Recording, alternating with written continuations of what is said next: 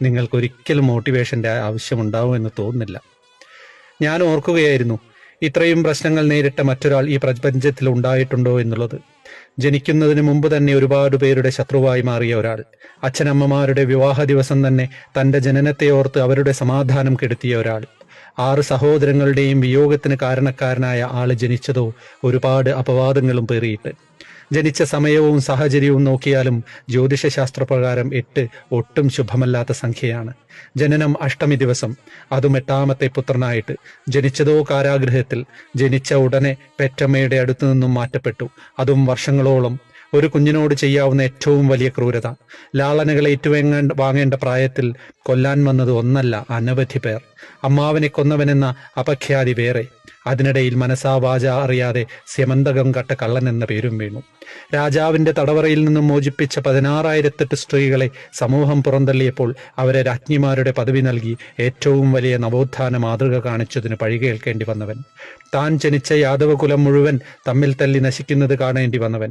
ഇടയ്ക്ക് ദ്വാരകയിൽ പോയി ഒളിച്ചു താമസിക്കേണ്ടതായും വന്നു. ഇത്രയൊക്കെയായിട്ടും ഒരു തുള്ളി കണ്ണുനീർ മനോഹരമായ ആ കണ്ണുകളിൽ നിന്ന് വീണതായിട്ട് ഭാഗവതം പറയുന്നില്ല. ആകെ കണ്ണു നിറഞ്ഞതായി പറയുന്നത് കുചേലനെ കണ്ടപ്പോഴാണ്. അതും സന്തോഷം കൊണ്ട് അശ്രുക്കൾ വന്നതാണ് എന്ന് വേണം നമുക്ക് അനുമാനിക്കാൻ. കരഞ്ഞില്ലെന്ന് മാത്രമല്ല, ഒരിക്കൽ പോലും നമ്മുടെ ഭാഷയിൽ പറഞ്ഞാൽ മൂഡ് ഓഫ് ആയതായും കൺഫ്യൂസ്ഡ് ആയതായും പറയുന്നില്ല. ഒടുവിൽ ആലിൻ കൊമ്പിൽ കിടന്ന് കാട്ടാളന്റെ അമ്പേറ്റ് പിടയുമ്പോഴും ആ മുഖത്ത് പുഞ്ചിരിയായിരുന്നു.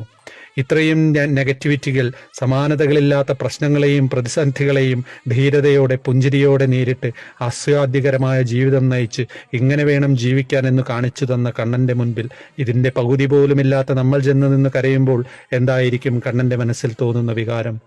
എനിക്ക് തോന്നുന്നു ഉത്തരം ഇതാണ്. ആ വിഗ്രഹത്തിന് ചലനശേഷി ഉണ്ടായിരുന്നെങ്കിൽ ഇറങ്ങി വന്ന് നിങ്ങളെ സ്നേഹത്തോടെ ശാസിക്കുമായിരുന്നു.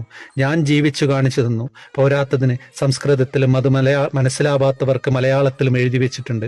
എന്നിട്ടും എന്താണ് ഇവിടെ നിന്ന് നിലവിളിക്കുന്നത്?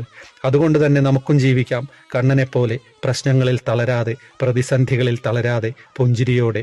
അപ്പോൾ കണ്ണനും കൂടെയുണ്ടാവും, ഒരു സംശയവുമില്ല.